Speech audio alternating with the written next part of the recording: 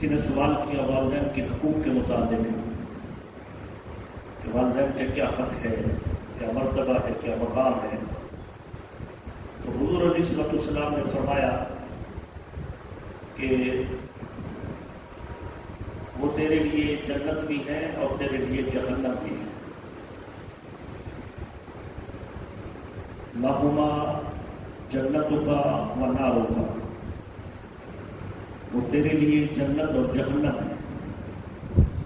یعنی اگر ان کی خدمت کرے گا تو ان کی خدمت کرنا تیری جنت میں جانے کا سبب بن جائے گا، اگر تو اس کی ان کی نافرمانی کرے گا تو ان کی نافرمانی جہنم میں جانے کا سبب بن جائے گا۔ تو والدین کا یہ مقام ہے کہ فرمایا کہ وہ تمہارے لیے جنت بھی ہے اور جہنم بھی ہے۔ امام نسائی اور دیگر محدثین بھی اپنی کتابوں کے اندر حدیث کو لائے کہ حضور علیہ الصلوۃ والسلام نے فرمایا کہ جو شخص یہ چاہتا ہے کہ میری عمر لمبی ہو اور رزق میں فراوانی ہو تو انہیں چاہیے کہ وہ اپنے والدین کی خدمت کریں، اس سے عمر بھی لمبی ہوگی اور رزق میں بھی فراوانی ہوگی۔ عمر لمبی کے حوالے سے محدثین نے فرمایا کہ موت کا تو ایک وقت ہے، قطعاً فیصلہ ہے، تو انہوں نے فرمایا محدثین نے اس پر کیل و کال کی کہ اس کا کیا معنی ہے عمر لمبی ہو جائے۔ تو محدثین نے فرمایا کہ عمر لمبی ہونے کا مقصد یہ ہے کہ اس کی عمر، اس کی زندگی کے اندر اللہ رب العزت برکت رکھ دے گا۔ وہ کام جو کوئی دوسرا بندہ 50 سال میں کرے وہی کام 30 سال میں کر لے گا، یعنی اسے اللہ تبارک و تعالیٰ اچھے کام دے گا اور برکت ہوگی اس کی کاموں کے اندر، ان کی زندگی کے اندر۔ وہ جو دوسرے 100 سال کے اندر کام کر کے گئے، والدین کا فرما بردار وہی کام کم مدت میں کرے گا، جب اس مدت کو پہنچے گا تو وہ بہت زیادہ کام کر چکا ہوگا۔ دوسرا معنی محدثین نے اس کا بالکل وہی کیا، دوسرا کہ بالکل اللہ عمر بھی بڑھا دیتا ہے، اس لیے کہ اصل کتاب تو اسی کے پاس ہے نا، انہ ام الکتاب، وہ جو چاہے مٹاتا ہے، وہ چاہے لکھتا ہے۔ وہ چاہے تو اگر کسی کی عمر 70 سال ہے اور وہ والدین کا فرما بردار ہے تو اللہ اس کی عمر 80 سال کر دے، اس میں کون سی قدر ہے؟ اس کی طاقت پر تو کسی کو شک نہیں، وہ علا کل شیء قدیر ہے۔ تو فرمایا کہ دونوں معنی ہو سکتے ہیں کہ یا تو اس کی عمر کے اندر برکت ہوگی، کاموں کے اندر برکت ہوگی، وہ جو کام کرے گا دوسرے جو ہے وہ کام وہ کئی سالوں کے بعد کریں گے، اور وہی کام جو والدین کا فرما بردار ہے اس سے جلدی ہو جائے گا۔ بہرحال آقا علیہ الصلوۃ والسلام کا فرمان ہے، حدیث نبوی ہے، فرمایا کہ جو شخص یہ چاہتا ہے کہ عمر لمبی ہو اور رزق میں فراوانی ہو تو اسے چاہیے کہ وہ والدین کی فرما برداری کرے، والدین کی خدمت کرے۔ ہم نے کئیوں کو دیکھا ہے در تھکے کھاتے ہوئے، اور جب پتہ چلا تو اس ایک سبب یہ بھی تھا، سبب اور بھی ہیں رزق کے اندر کمی کے، لیکن ایک سبب یہ بھی تھا کہ وہ والدین کا نافرمان ہے۔ تو جب والدین کو کوئی نافرمان ہوتا ہے تو اللہ ناراض ہوتا ہے، جب اللہ ناراض ہوتا ہے تو اللہ کی نعمتیں چھن جاتی ہیں۔ تو اس وجہ سے اللہ رب العزت کی بارگاہ میں اس کی رحمت کو پانے کے لیے والدین کے ساتھ اچھا سلوک کرنا چاہیے، احسان کرنا چاہیے۔ اللہ تبارک و تعالیٰ نے بھی یہی فرمایا۔ گزشتہ جمعۃ المبارک پر میں نے پہلے پارے سے سورہ بقرہ سے آیت کریمہ تلاوت کی تھی، اور آج سورہ بنی اسرائیل سے آیت نمبر 23 اس کے متصل آیت نمبر 24 تلاوت کی۔ رب کائنات نے فرمایا وَقَضَىٰ رَبُّكَ أَلَّا تَعْبُدُوا إِلَّا إِيَّاهُ، اللہ تیرے رب کا حکم ہے کہ وہ صرف اسی کی عبادت کی جائے، وہی عبادت کے لائق ہے. اور دوسرا حکم فرمایا وبالوالدین احسانا، اور دوسرا حکم اللہ نے فرمایا کہ والدین کے ساتھ احسان کیا جائے. اللہ کی عبادت کرو اور والدین کے ساتھ احسان کرو. آگے ارشاد فرمایا اما یبلغن عندک الکبر احدہما او کلاہما، اور اگر وہ پہنچ جائے بڑھاپے کو، عندک تیرے سامنے تو قڑیل جوان ہے، تیرے سامنے وہ والدین یا ان میں سے کوئی ایک بڑھاپے کو پہنچ جائے، فلا تقل لهما اف ولا تنهرهما، تو ان دونوں میں سے کسی کو بھی اف نہ کہے، ولا تنهرهما، اور نہ انہیں جھڑک دے. اب بڑھاپے کی بات کی، صاحب ظاہر ہے کہ بڑھاپا آتا ہے. قرآن مجید نے 2-3 مقام پر اس بات کو واضح کیا ہے کہ جب بڑھاپا آتا ہے صاحب ظاہر ہے ہڈیوں کے اندر گودا نہیں رہتا، طاقت نہیں رہتی، اعصاب کمزور ہو جاتے ہیں. اور یوں سمجھیے کہ قرآن نے اس کو ارذل العمر کہا، نکمی عمر، یعنی اس عمر میں وہ آ جاتا ہے جو بچپن کے زمانے میں تھا. جیسے بار بار کسی چیز کو بھول جانا، جیسے بچپن میں بچہ بار بار کوئی چیز پوچھتا ہے، صاحب ظاہر ایک دفعہ پوچھتا ہے پھر بھول جاتا ہے، پھر پوچھتا ہے پھر بھول جاتا ہے. تو یہی معاملہ بڑھاپے کے اندر آتا ہے.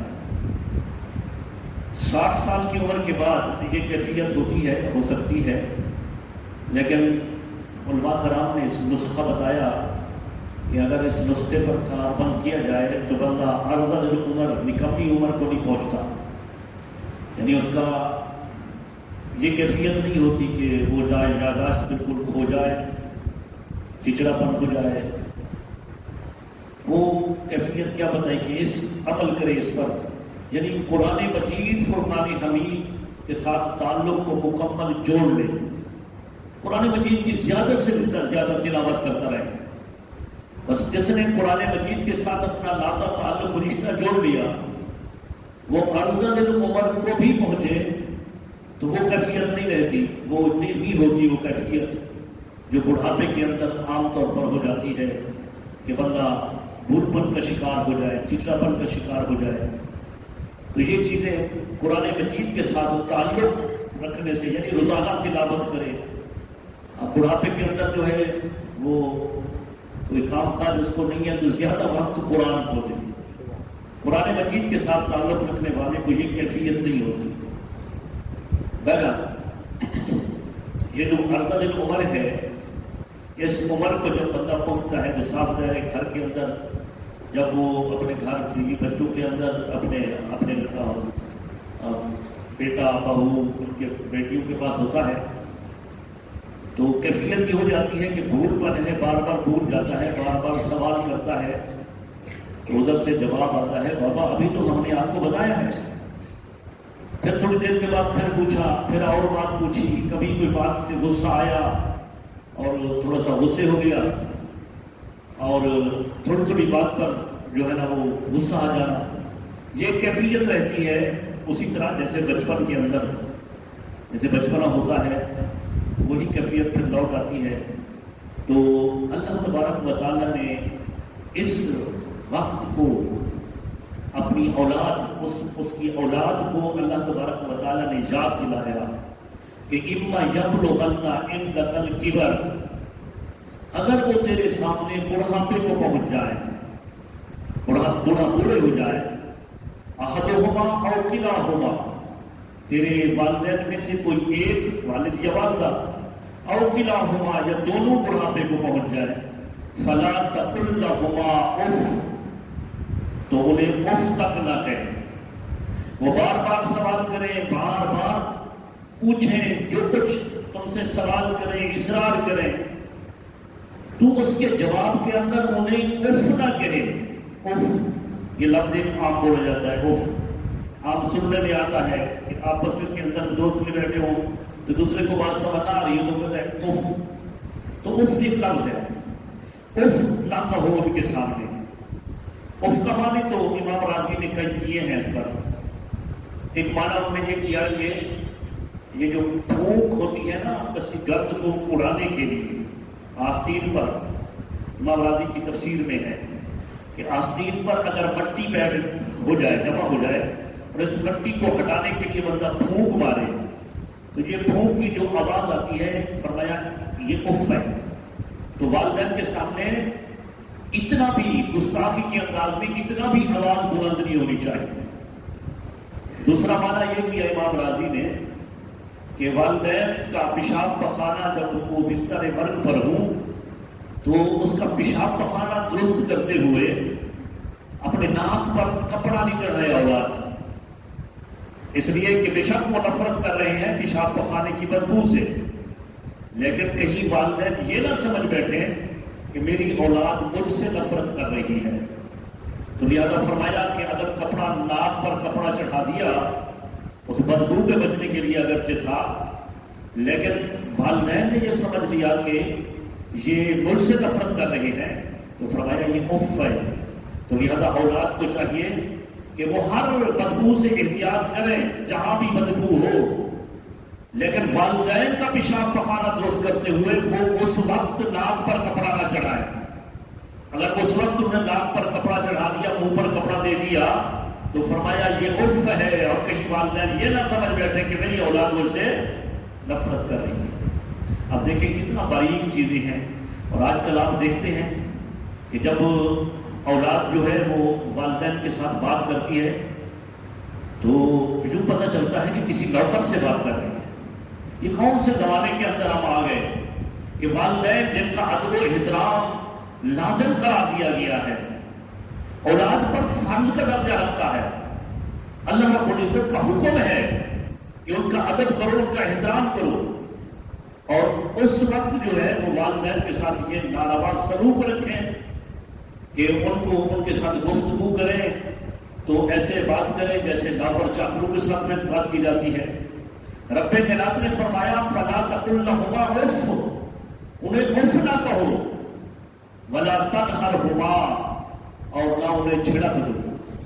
جھڑک تو پھر اس سے بھی زیادہ لفظ ہے نا، لیکن آج کل تو اس سے بھی زیادہ چیزیں دیکھنے کو ملتی ہیں کہ جھڑک تو معمولی چیز ہے ان کے سامنے۔ آج کے دور پر رب کائنات کا منع فرما رہا ہے، وہ صرف جھڑکتے نہیں، وہ دھکے دیتے ہیں، صرف دھکے نہیں دیتے، ایسے بھی ہم نے دیکھی ویڈیوز کہ جہاں جناب کے چکر میں دھکے دے کر گھر سے نکال دیا۔ کافی سالوں پہلے کی بات ہے کہ ایک گاؤں کے اندر اپر پنجاب میں جناب کے چکر میں کلہاڑیوں کا وار کر کے اولاد نے والد کو موت کے گھاٹ اتار دیا۔ کہیں یہی کراچی کا معاملہ ہے کہ چھت پر ان کو والد کو دھکا دے دیا۔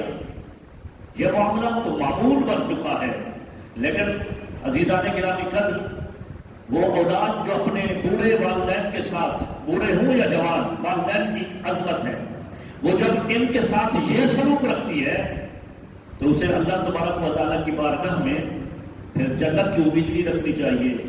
وہ پڑھتے ٹھکے جہنمی ہیں، وہ جنت کیوں کہ اس لیے کہ والدہ کے قدم میں جنت ہے۔ اللہ تبارک و تعالیٰ نے والدہ کے قدم میں جنت رکھی ہے۔ والد کا مقام یہ بنایا ہے کہ اسے جنت کا دروازہ بنایا ہے۔ اب تو ان دونوں کی خدمت کے ماسوا تو جنت میں داخلہ ہی ممنوع ہے۔ جب والدہ کی خدمت نہیں تو کیسے جنت میں جائیں گے؟ جنت تو ان کے قدموں کے نیچے ہے۔ کیا مقصد ہے کہ ان کی خدمت میں ہے، اگر والدہ کی خدمت کریں گے تو جنت پائیں گے، والد کی خدمت کریں گے تو جنت کے دروازے سے گزر کر جائیں گے۔ لیکن عجیب طرفہ تماشا ہے کہ اولاد کو پرواہ ہی نہیں ہے والدین کی، بس جب جی چاہا ان کی بات کو بابا ابھی تو بتایا، بار بار کیوں پوچھتے رہتے ہو؟ ہمارے بچوں کو، ہماری بیوی کو آپ سے خوف ہوتی ہے، آپ مکان کے اندر کمرے کو آپ اپنے گھر کے دروازے کو بند کر دیے، کھانستے ہیں تو ہمیں نیند نہیں آتی۔ یہ الفاظ جو ہے نا، وہ ایک صحابی جو ہے وہ ایک تابی یمن سے اپنی والدہ کو اٹھا کر، نسائی شریف کی حدیث ہے، سارے صحابہ میں سے والدہ کو یمن سے اٹھایا، چل نہیں سکتی تھی، اور نہ اس وقت ویل چیئر تھی، سواری اس کے پاس مہیا نہیں تھی، اپنے کندھوں پر اٹھایا، آیا حرم کے اندر حج کرایا، طواف آخری طواف ودا کے اندر ہے۔ حضرت عبداللہ بن عمر کو دیکھا کہ وہ کعبہ شریف کے دیوار کے ساتھ بیٹھے ہیں، بس دیکھ کر موقع غنیمت جانا کہ ایک جلیل القدر صحابی بیٹھے ہیں، عمر فاروق کے بیٹے حضرت عبداللہ بن عمر۔ دل میں خیال آیا کہ والدہ کی اتنا خدمت کی ہے، پہلے بھی کبھی نافرمانی نہیں کی، اور اب تو وہاں سے اٹھا کر لے کر آیا ہوں یمن سے، یہاں سارے ارکان میں نے ان کو کندھوں پر اٹھا کر کرائے ہیں۔ تو جو وہ آقا کا فرمان ہم سب سن چکے کہ والدہ کا اتنا حق ہے، تو کیا میں صحابی رسول سے پوچھ رہا ہوں کہ وہ حق میں نے ادا کر دیا یا نہیں کیا؟ اب وہ قریب ہو گیا حضرت عبداللہ بن عمر کے، ساتھ ہی اشارہ کیا اپنی والدہ کی طرف، فرمایا کہ میرے کندھوں پر ہے، میری والدہ ہے، یمن سے اٹھا کر آیا ہوں، سارے ارکان حج ادا کرائے ہیں، اب آخری طواف ودا کر رہا ہوں، یہ سب کچھ جو میں نے کیا ہے وہ آقا انعامدار صلی اللہ علیہ وسلم نے جو والدین کا حق بتایا ہے، کیا ان حقوق میں سے یہ والدہ کا حق میں نے ادا کر دیا؟ عبداللہ بن عمر نے فرمایا سن، تو سارے حقوق کی بات کرتا ہے، والدہ کے سب حقوق کی بات، ابھی تو نے وہ جو جب تو پیدا ہوا تھا اور وقت پیدائش درد ذیل ہوا تھا اور اس کی ایک چیخ نکلی تھی، اس کا بھی حق ادا نہیں کیا، تو اور حق پوچھتا ہے، اس کا بھی حق ادا نہیں ہوا۔ اب بتائیے کہ والدین کا کیا حق ہے، والدین کے کیا حقوق ہیں، ہم ان کو بھول چکے ہیں۔ والدہ جب بڑھاپے کو پہنچے تو ان کی عمر جب افضل العمر کو پہنچے تو معاملہ یہ ہو جائے، بھول جائے، تو یہ کیفیت کیا کل ہماری نہیں تھی؟ جب بچپنے کے اندر ہم تھے تو کیا ہم بار بار سوال نہیں کرتے تھے؟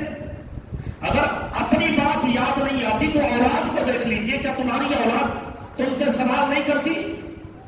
ایک چھوٹا بچہ جو 3-4 سال کا ہے وہ بار بار سوال نہیں کرتا، تو کیا ان کے سوال کرنے پر اکتا جاتے ہو؟ یہی کیفیت تمہاری تھی۔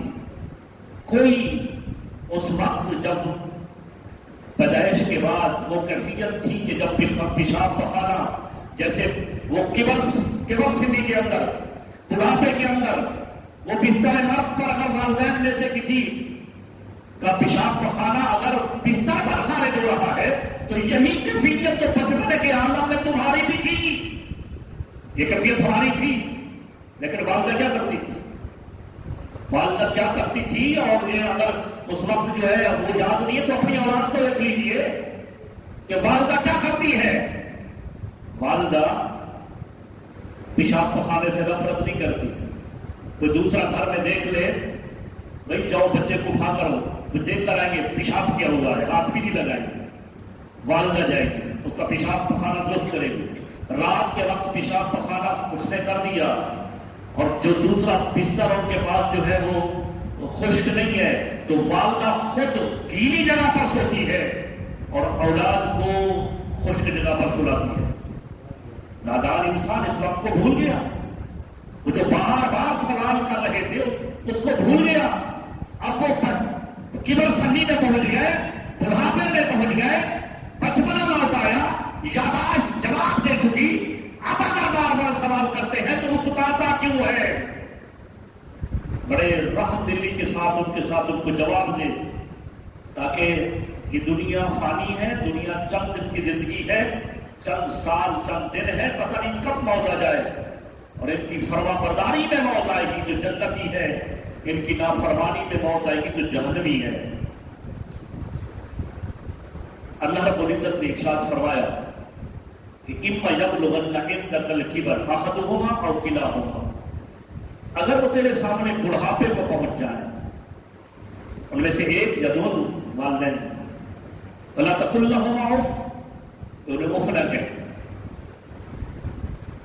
اور ان سے بات کر، ولا تنہرہما، ان کو جھڑک بھی نہ دے، وقل لہما قولا کریما، اور ان کے ساتھ بڑی نرمی کے ساتھ بڑے احسن انداز کے ساتھ، پیار بھرے الفاظ کے ساتھ ان کے ساتھ گفتگو کر، لہجہ بھی سخت نہیں ہونا چاہیے، والدین کے ساتھ بات کرتے ہوئے لہجہ بھی سخت نہیں ہونا، نرمی کے ساتھ، قولا کریما، کریم انداز کے اندر، پیارے میٹھے انداز کے اندر ان کے ساتھ گفتگو کر، بڑے سخت لہجے میں ان کے ساتھ بات نہ کر۔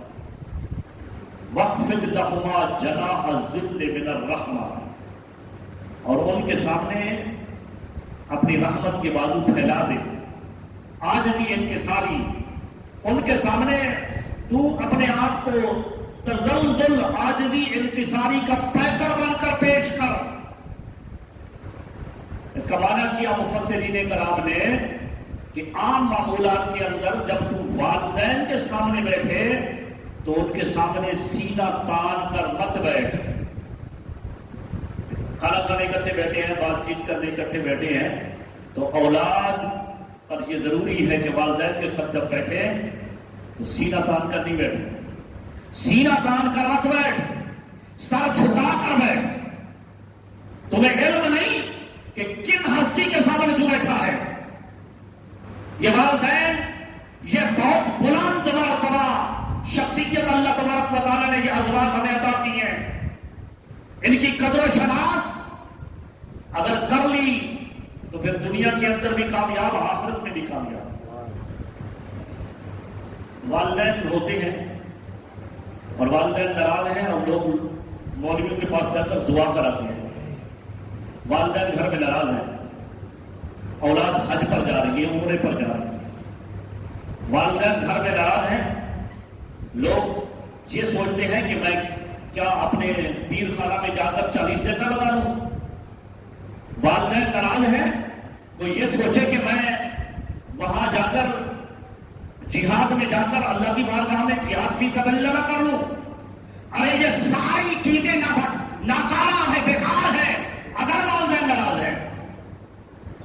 حضور علیہ السلام نے حدیث کی کتابیں بڑی پڑھی ہیں، کتنا ایسے صحابی ہے، یا رسول اللہ ہمارا جی چاہتا ہے کہ ہم آپ کے ساتھ جہاد میں چلیں۔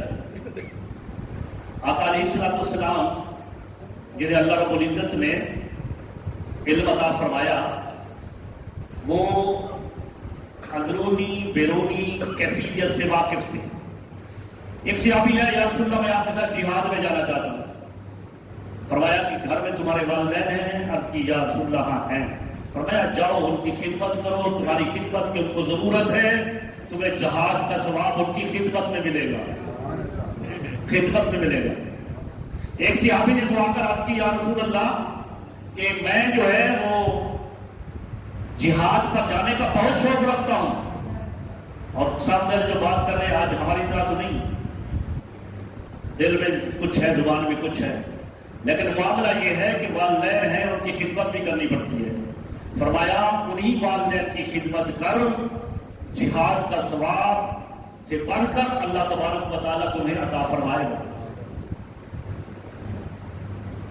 حدیث پاک میں بھی ہے، امام بخاری کی صرف بخاری شریف نہیں ہے، اور کتابیں بھی ہیں۔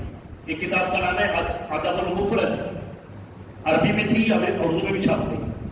اس کے اندر ہے کہ جو شخص جو ہے والدین کا نافرمان ہے، وہ ان کی نماز، روزہ، حج، زکوٰۃ، جہاد اللہ کی بارگاہ میں قبول نہیں ہے۔ دوسری روایت اس میں یہ ہے کہ نماز، روزہ، حج، زکوٰۃ اور جہاد فی سبیل اللہ سے افضل ہے والدین کی خدمت کرنا۔ یہ حدیث بات ہے، امام بخاری ادب المفرد میں لائے ہیں۔ بتائیے، اور ہماری کیا کیفیت ہے؟ ہم سب کچھ والدین ناراض ہیں، ہم تبلیغ پر جا رہے ہیں، بھئی ہم تو بہت بڑے کام پر جا رہے ہیں، تبلیغ کریں گے ہم۔ بھئی تمہاری تبلیغ ناکار، بیکار، والدین ناراض ہیں، مولوی کے پاس آ جاؤ، دعائیں کرو۔ کتنا نادانی ہے اس بندے کی کہ جہاں دعائیں، مولوی دعا کرے کیا خبر قبول ہو یا نہ ہو، اور ایک وہ ہستی جو تمہارے گھر کے اندر موجود ہے، اللہ کی عزت کی قسم، وہ دعا کرے رد ہی نہیں کرتا۔ والدین کی دعا رد نہیں کرتا، اللہ تبارک و تعالیٰ والدین کی دعا کو کبھی رد نہیں کرتا۔ وہ جو دعا ان کے کرانی چاہیے، جن سے کرانی چاہیے، اور کوئی مولوی دعا کرے، کوئی پیر صاحب دعا کرے، اچھی بات ہے، دعائیں کریں، اجتماعی دعائیں بھی کریں، ٹھیک ہے، لیکن قبولیت کی گارنٹی نہیں۔ قبولیت کی گارنٹی گھر کے اندر ہے۔ وہ جو بوڑھا باپ بوڑھی ماں تمہارے گھر کے اندر ہے، ان کی خدمت کرو، اور میں کہتا ہوں کہ انہیں دعاؤں کے لیے نہ کہو، خدمت کرو، خود ہی دعا نکل جائے زبان سے۔ ایک ہوتی ہے دعا کرانا اور ایک ہوتا ہے دعائیں لینا، ہے نا؟ دعا کرانے کے لیے کہنا پڑتا ہے نا، آپ دعا کریں ہمارے لیے، اور ایک یہ ہے کہ ان کا دل اتنا خوش کر دو کہ خود بخود ان کے دل سے دعائیں ہو جائیں، تو پھر وہ دعائیں اللہ تبارک و تعالیٰ کی بارگاہ میں رد نہیں ہوتی۔ دیکھیے رب کائنات نے جب دوسری آیت میں فرمایا کہ وَاخْفِضْ لَهُمَا جَنَاحَ الذُّلِّ مِنَ الرَّحْمَةِ، اور ان کے ساتھ تذلل العاجزی انکساری کے ساتھ پیش آ، اور آگے رب کائنات نے فرمایا وَقُلْ رَبِّ ارْحَمْهُمَا كَمَا رَبَّيَانِي صَغِيرًا، اور پھر ان کے لیے اپنے رب سے یہ دعا کر کہ اے رب ان دونوں پر رحم فرما جس طرح انہوں نے مجھے بچپن میں پالا۔ اب وہ بچپن کی بات آ گئی نا، جو میں بتا رہا تھا کہ بچپنے کے اندر والدہ کتنا یعنی کہ محبت کرتی ہے، والد کتنا وہ دہاڑی لگاتا ہے، جو مزدور ہے جنہیں اللہ نے دیا وہ تو جو اپنا اس میں جو مزدور ہے وہ بیچارہ ان کو اپنا گوشت کھانے کو جی چاہ رہا ہے، بازار کے اندر ہے جوس پینے کو جی چاہ رہا ہے، لیکن اس کے پاس پیسے صرف نا وہ اتنے ہیں کہ وہ جوس پیے، وہ کہتے ہیں نہیں میں نہیں پیوں گا، یہ بیٹے چھوٹا بچہ اس کے لیے لے جاتا ہوں، ایسی کیفیت ہوتی ہے۔ تو والد جو مزدوری کر کے اپنی اولاد کو سنبھالتا ہے، ان کو پالتا پوستا ہے، انہیں جوان کرتا ہے، تعلیم دیتا ہے، ان کا ایک مقام ہے، والدہ کا ایک مقام ہے، تو ان کے لیے اولاد پھر دعائیں کرے۔ اولاد کی دعا، نیک اولاد کی دعا اللہ کبھی رد نہیں کرتا، جیسے والدین کی دعا اللہ رد نہیں کرتا، اسی طرح نیک اولاد کی دعا بھی، اور یہ دعا زندہ والدین کے لیے بھی، اور جب فوت ہو جائے تو اس کے بعد تو لازم ہو جاتا ہے، اس کے بعد کیونکہ قرآن مجید کی اورات ہے، اس کو پڑھوں گا تو پھر توالت ہو جائے گی، ادھر چلا جائے تو لازم ہو جاتا ہے کہ وہ اپنے والدین کے لیے دعائیں مغفرت کرے، اور وہ دعائیں مغفرت قبول کتنا ہوگی اس کا اندازہ تو اسی آیت کے حصے سے لگ رہا ہے کہ اللہ خود فرما رہا ہے کہ تو ایسا کر، وقر اور تو کہے ربی اے میرے رب ارحمہما ان دونوں پر رحم کر، کما ربیانی صغیرا جس طرح انہوں نے مجھے بچپن میں پالا ہے، بچپن جس طرح انہوں نے مجھ پر رحم کیا ہے۔ ہمارے استاد صاحب سے مثال دیتے تھے کہ کتنا رحم ہوتا ہے بچپن کے اندر، کہ چھوٹا بچہ ہے سال کا اور وہ داڑھی ہے تو داڑھی میں ہاتھ دبا دیا بچے نے، سر پر بال ہے تو ہاتھ دبا دیے، اب ایسا مضبوطی کے ساتھ پکڑ لیا کہ وہ ہاتھ چھوڑ ہی نہیں رہا۔ اب بچہ ہے باپ کی داڑھی کو یہاں ہاتھ اس نے جب ان کے بچپنے کے اوپر پکڑتے ہیں کوئی تو بڑی سختی سے پکڑتے ہیں، اب ان کو جھٹکا دے کر نہیں چھوڑاتا والد، کتنا رحم کرتا ہے اپنے بیٹے پر، جھٹکا دے کر نہیں چھوڑاتا، آرام سے ان کو، ہاں پہلے تو چھوڑ کر نہیں کہتے چھوڑ دے گا، بس صحیح ہے، کھینچ رہا ہے داڑھی، کھینچ رہا ہے داڑھی کھینچ رہا ہے لیکن چھڑوا نہیں رہا ہے، چھوڑ دے گا، یا چھڑواتا ہے تو آہستہ کا چھڑواتا ہے۔ اگر وہی بچہ جو سال کا ہے، 1.5 سال کا ہے، اس کے ساتھ یہ رویہ ہے، وہی بچہ 20 سال کا ہو جائے، باپ کی داڑھی پکڑ لے تو کیا رویہ رکھے گا باپ؟ سب پر رسید نہیں کرے گا وہ تو۔ اس وجہ سے رب کائنات نے دعا فرمائی ہے کہ اس طرح دعا کر رب ارحمہما کما ربیانی صغیرا، کہ جس طرح یہ بچپن کے اندر مجھ پر رحم کرتے تھے، کئی کوتاہیاں غلطیاں ہوتی تھی مجھے معاف کر دیتے تھے، اے رب اس طرح تم ان دونوں پر رحم فرما، اس طرح ان پر رحم فرما۔ تو یہ اللہ تبارک و تعالیٰ نے طریقہ خود بتایا، دعا کا طریقہ خود بتایا کہ اللہ دعا طریقہ بتا رہا ہے کہ اس طرح تو کہے.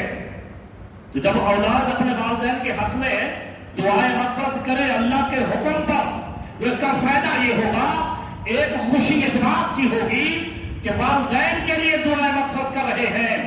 دوسری بات یہ ہے کہ جو دعا کر رہا ہے وہ بھی خالی نہیں جائے گا، اللہ اسے بھی نیکی عطا فرمائے گا. اس لیے کہ اللہ کا حکم ہے، اللہ کا حکم ہے واقعی الصلاۃ، نماز قائم کرو. تو آپ نماز پڑھتے ہیں، کیوں پڑھتے ہیں؟ اللہ کا حکم ہے. اس کے بدلے میں کیا ملتا ہے؟ اجر ملتا ہے، نہیں ملتا؟ ثواب ملتا ہے. یہاں بھی اللہ کا حکم ہے وَقُلْ رَبِّ ارْحَمْهُمَا كَمَا رَبَّيَانِي صَغِيرًا، اے میرے رب ان دونوں پر رحم فرما جس طرح انہوں نے مجھے بچپن میں پالا ہے. ارے ایک دعائے مغفرت والدین کے لیے کی جا رہی ہے، دل کو خوشی ہو رہی ہے. دوسری بات یہ ہے دعا کرنے والا بھی خالی دامن نہیں لوٹ رہا بلکہ اللہ اسے نیکی عطا فرما رہا ہے. تو یہ اللہ کا کرم ہے، یہ اللہ کا کرم. اب دیکھیے نا کہ والدین گھر پر ہیں، والدین گھر پر ہیں، اللہ تبارک و تعالیٰ فرما رہا، اللہ کے حبیب فرما رہے ہیں، اللہ کے حبیب فرما رہے ہیں جس نے والدین کا چہرہ محبت و شفقت سے دیکھا اس کو ایک مقبول حج اور مقبول عمرے کا ثواب ہے. حدیث صحیح حدیث ہے، سیاستہ کی صحیح حدیث ہے. اب ہم چونکہ ہر چیز کا دیکھتے ہیں کہ بھئی دنیا کے حوالے سے، اگر ہم دنیا کے حوالے سے دیکھیں تو ایک حج کتنے میں ہو رہا ہے؟ 12 لاکھ کا. 10 لاکھ نارمل حج، 10 لاکھ تو 10 لاکھ کا حج لگا دیں، 2 لاکھ کا عمرہ لگا دیں نارمل، تو 12 لاکھ ٹوٹل ہو گیا. جس والدین میں سے کسی ایک کے چہرے کو دیکھنا، ایک دفعہ دیکھنا، 12 لاکھ روپیہ جس کے عوض میں ملتا ہے. اور وہ کیا خبر کہ 12 لاکھ لگا کر جائے، اللہ حج قبول کرے یا رد کر دے. 2 لاکھ عمرے کا لگا کر جائے، اللہ قبول کرے یا رد کر لے. ارے یہاں تو حضور کی گارنٹی ہے، حضور نے صحت دی ہے. بس شفقت و محبت کے ساتھ والدین کے چہرے کو دیکھو، مقبول حج مقبول عمرے کا ثواب، سند مل گئی، گارنٹی مل گئی، سند مل گئی ہے. تو اب دیکھیں حج بھی کریں، جن پر حج فرض ہے ضروری ہے، نہیں کریں گے تو گناہ گار ہوں گے. عمرہ بھی کریں وہ اپنے مقام پر ہے لیکن والدین راضی ہوں. آج کل تو یہ دیکھا ابا جان آپ تو بوڑھے ہو گئے ہیں، وہاں کے ارکان پورے نہیں کر سکیں گے کہ آپ کی طرف سے حج عمرہ نہ کر لوں. ایک جگہ سے مجھے کہا گیا کہ مجھے بیٹے نے یہ کہا ہے، تو کیا وہاں اتنا سختی ہوتی ہے؟ میں نے کہا آپ تو چل پھر رہے ہیں، اگر چل پھر بھی نہیں رہے تو ہم تو وہاں مطاف کے اندر وہ ایسے بوڑھے والدین کو دیکھا ہے کہ اولاد ان کو ویل چیئر پر بیٹھ کر بھائی ان کو لے جا مکہ مدینہ میں، اللہ بھی خوش ہوگا، اس کا رسول بھی خوش ہوگا. خدمت کر ان کی، ویل چیئر پر بیٹھا کر ان کو طواف کرا، خدمت کر تاکہ تیرا بھی بنا ہو. حضور صلی اللہ علیہ وآلہ وسلم کی والدہ واجدہ، آپ کی عمر 6 سال تھی، وفات پا گئی. مقام ابوا پر آپ کا بازار ہے، بازار تھا باقاعدہ، قبہ تھا، گرانے والوں نے گرا دیا. حدیث پاک میں آیا ہے کہ ایک شخص آخرت کے دن، ایک شخص جو ہے اس کا نامہ اعمال تولا جا رہا ہوگا، اس کی گناہوں کی پلڑا بھاری ہو جائے گا. اتنے میں فرشتے جو ہے وہ ایک پوٹلی لائیں گے، اس کے نیکیوں کے پلڑے میں رکھ دیں گے. پلڑا نیکیوں کا بھاری ہو گیا، جنتی ہو گیا. بندے کو تجسس ہوگا، یا اللہ یہ کیا ہے اس پوٹلی کے اندر جس نے میرے نیکی کے اعمال کو بڑھا دیا. کہا جائے گا کہ تو ایک جگہ سے گزر رہا تھا، وہاں ایک قبر گرنے کو تھی، تو نے اپنے ہاتھوں سے کدال سے مٹی لے کر اس قبر کو درست کر دیا. وہ جو مٹی تو نے قبر پر رکھی تھی وہ پوٹلی کی صورت میں تیرے نامہ اعمال میں نیکیوں کو پلڑے میں رکھ دی گئی، اس کے سبب تیری بخشش ہو گئی. قبر کو بنانے والے، قبر جو ہے اندر ہے، عذاب ہو رہا ہے، ثواب ہو رہا ہے، وہ اپنی بات ہے، پر اللہ ہی جانتا ہے کیا ہو رہا ہے. لیکن قبر کی اتنا حرمت عزت کو جاننے والے کہ قبر اگر گر رہی تھی مٹی ڈال دی، اللہ تبارک و تعالیٰ نے اس کے سبب اسے بخش دیا۔ اب اس کے اپنا وجہ ہے کہ جو قبروں کو گرانے والے ہیں یہ سارے کے سارے آپ چلے جائیں 200-150 سال پہلے کے معاملات میں یہ سارے کے سارے مزارات تھے۔ اما آمنہ کا بھی مقبرہ تھا، گرانے والوں نے گرا دیا، وہ اللہ کی ثواب دین پر اللہ ان کے ساتھ کیا معاملہ کرے، لیکن مقبرہ تھا، لیکن ابھی بھی نہیں جانے دیتے۔ ابھی جو جاتے ہیں رات کے وقت کبھی کبھار سختی نہیں ہوتی، کبھی کبھار وہاں مقام ابوا پر حضور کی والدہ ماجدہ کے وہاں بھی حضور خود گئے ہیں۔ وہاں کب گئے؟ آپ صلی اللہ علیہ وسلم جب اعلان نبوت فرمایا اس کے بعد گئے، اعلان 40 سال کے بعد حضور صلی اللہ علیہ وسلم کی آنکھوں سے آنسو جاری تھے، تو لہذا مقام ابوا پر اما آمنہ کے مزار پر جانا حضور کی سنت بھی ہے۔ اپنے والدین کے پاس بھی جمعہ کے دن یا اس کے بعد سوا جب بھی جاؤ، منع نہیں ہے کہ والدین کے پاس قبر پر جا کر وہاں پر ان کے لیے اشارے ثواب کرو اور دوسری قبروں کو دیکھ کر عبرت حاصل کرو، یہ تو حضور کا حکم ہے، فرمان ہے۔ لیکن آقا علیہ الصلوۃ والسلام وہ جو آخری گفتگو کر وہ جو آخری وقت تھا، اس کے بعد اسی سال آقا علیہ الصلوۃ والسلام کا وصال ہوا، قریب آخری ہجری میں، سن ہجری میں۔ تو آقا علیہ الصلوۃ والسلام کا معاملہ یہ تھا، حضور علیہ الصلوۃ والسلام کی عظمت تو اللہ نے پہلے بھی عطا کی تھی، لیکن ایک مشقت کا دور آیا تھا، مکہ میں نکال دیا، اور عجیب معاملہ تھا کہ آپ خندق کھود رہے ہیں تو صحابہ کرام کہ افلاس غربت کا یہ معاملہ ہے کہ پیٹوں پر پتھر باندھے ہوئے ہیں۔ جب کسی صحابی نے شکایت کی تو آپ نے اپنا پیراہن مبارک اتار کر دکھایا تو حضور نے 2 پتھر باندھے ہوئے تھے۔ یعنی آپ کا فقر، آپ کی غربت وہ اختیاری تھی، اختیاری۔ اگر کوئی یہ کہے کہ حضور غریب تھے، غریب نہیں تھے، اختیاری تھی۔ اللہ نے تو فرما دیا تھا اے حبیب ہم چاہیں تو ان پہاڑوں کو سونا بنا دو، جہاں جائے پہاڑ بھی آپ کے ساتھ چلتے رہے، سونا بنا دو۔ اور اس کے بعد سوا جو جنت کے مالک ہوں، جو دنیا میں رہ کر جس کو چاہے جنت کا سرٹیفکیٹ عطا کر دے، تو کیا انہیں جنت دنیا کی نعمتیں نہیں ملتی؟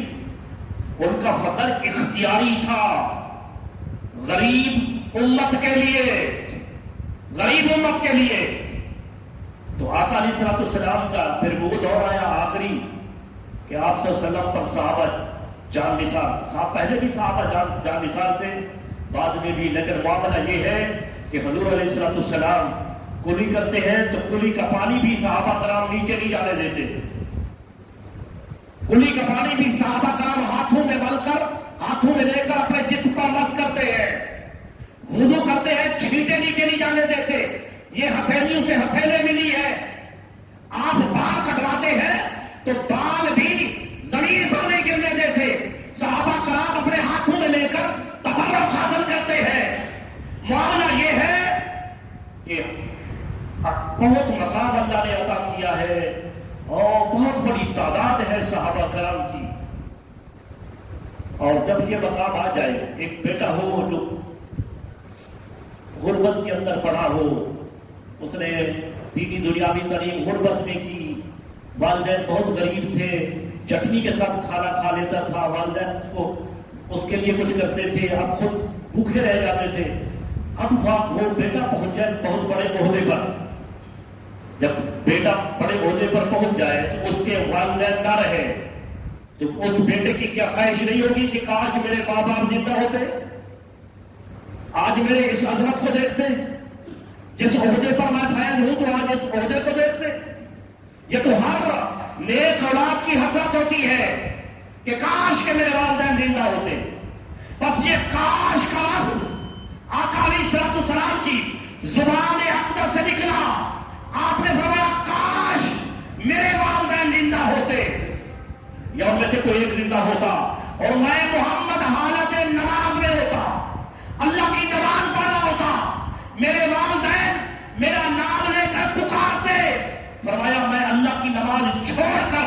میں والدین کی خدمت میں حاضر ہو جاتا. یہ ہے والدین کا مقام. اور یہ مسئلہ ابھی باقی ہے. یہ مسئلہ یہ ابھی باقی ہے کہ اگر بیٹا بیٹی اولاد جو ہے وہ فرض نماز پڑھ رہی ہے، وہ نماز گھر میں پڑھ رہے ہیں فرض، دوسرے کمرے میں باپ نے ماں نے بلاوا دے دیا، آواز دے دی، تو فرض نماز چھوڑنے کا حکم نہیں ہے. فرض نماز کو توڑے نہیں، کیا کرے؟ اس کو مختصر کرے، تلاوت کم کر دے، سجدے کے اندر 1 یا 2 مرتبہ سجدے کے اندر تسبیح پڑھے، بس جلدی جلدی نماز پڑھے، والدین کی خدمت میں حاضر ہو جائے. اور اگر نفلی عبادت کر رہے ہیں تو نماز جہاں سے پڑھ رہے ہیں والدین کے بلاوے پر توڑ دے، والدین کی خدمت میں حاضر ہو جائے. یہ حکم آج بھی باقی ہے. اللہ تبارک و تعالی ہمیں والدین کی خدمت کرنے کی توفیق عطا فرمائے. اگلے جمعۃ المبارک پر انشاءاللہ اولاد کے حقوق بیان کی جائیں.